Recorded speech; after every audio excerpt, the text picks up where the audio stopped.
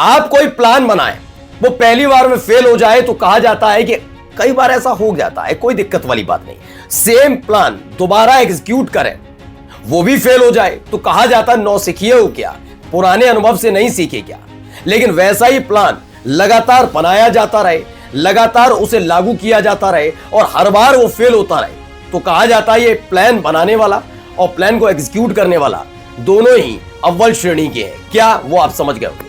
ये बात किसी और पर नहीं बल्कि इस देश की दुनिया की सबसे बड़ी पार्टी होने का दावा करने वाले नेताओं पर सटीक बैठती है। वजह क्या है आपको याद होगा, अयोध्या के अंदर एक बहुत घिनौना काम हुआ था, याद है आपको। उसके बाद उस व्यक्ति के नाम पर समाजवादी पार्टी को बदनाम करने का ठेका पूरी बीजेपी ने लिया था। यहां तक कि मुख्यमंत्री योगी आदित्यनाथ ने विधानसभा के अंदर बकायदा दोषी तक करार टाइप का दे दिया था, आरोपी का नाम ले लेकर सपा नेता। बाद में क्या पता लगा ऐसा कुछ हुआ ही नहीं था, उस व्यक्ति ने कुछ नहीं किया। मैं ये नहीं कह रहा हुआ नहीं था कांड, ऐसा हुआ था, लेकिन समाजवादी पार्टी के उस नेता का उससे मामले से कोई लेना देना नहीं था। माफी नहीं मांगी योगी आदित्यनाथ ने।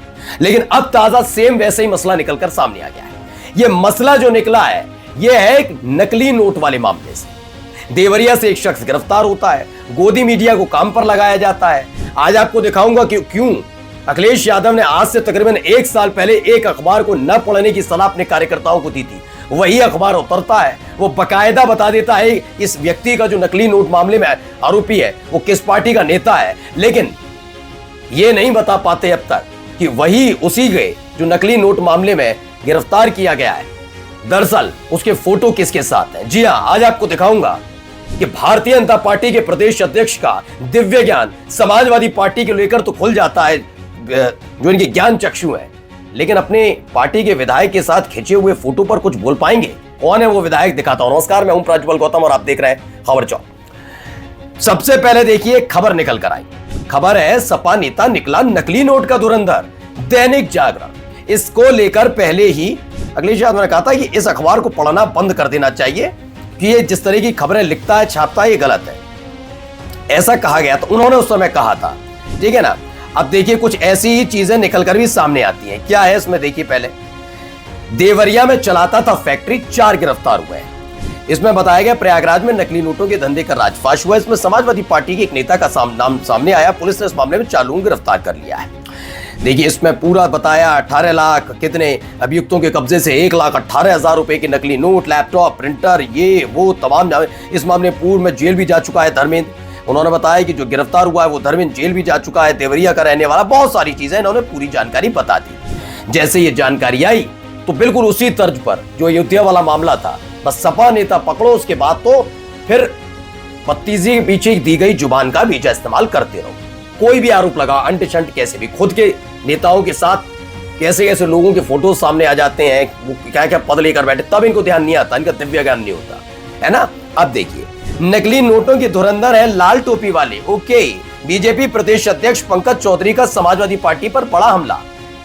कहते हैं बीजेपी के प्रदेश अध्यक्ष पंकज चौधरी नकली नोटों के धुरंधर है लाल टोपी वाले, ठीक है ना। चलिए मैं अपने चैनल पर पूरी जिम्मेदारी के साथ ये कहूंगा क्योंकि समाजवादी पार्टी का नेता आपने बताया और अखबार ने, वो भी दैनिक जागरण जैसे अखबार ने बताया। खैर, प्रदेश अध्यक्ष को पंकज चौधरी को थोड़ा दिव्य ज्ञान अपना थोड़ा विस्तारित कर लेना चाहिए, थोड़ा और।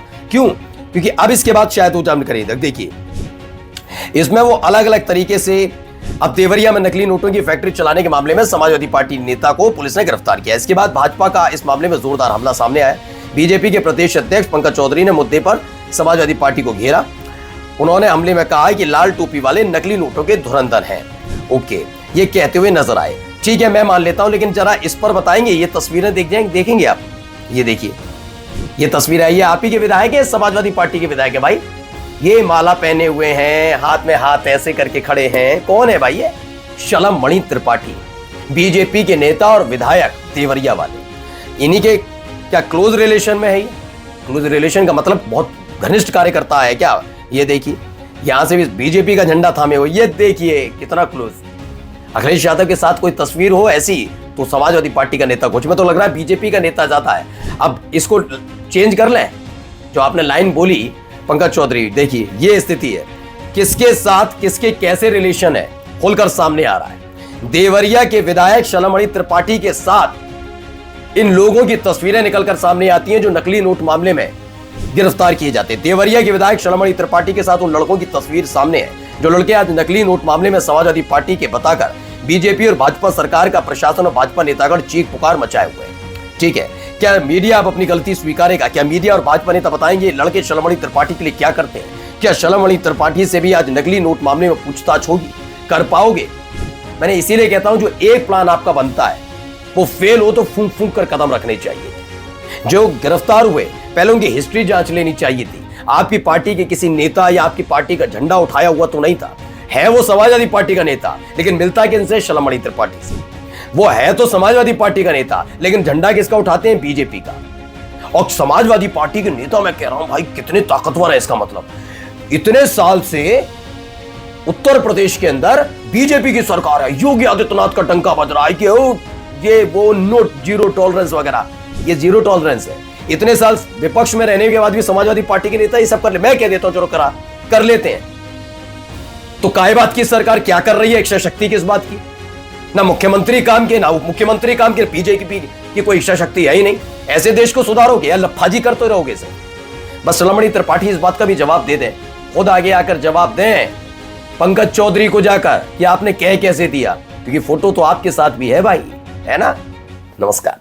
New public inter college Lucknow, admission open. For more information call 0522 282232 और 7755 089585।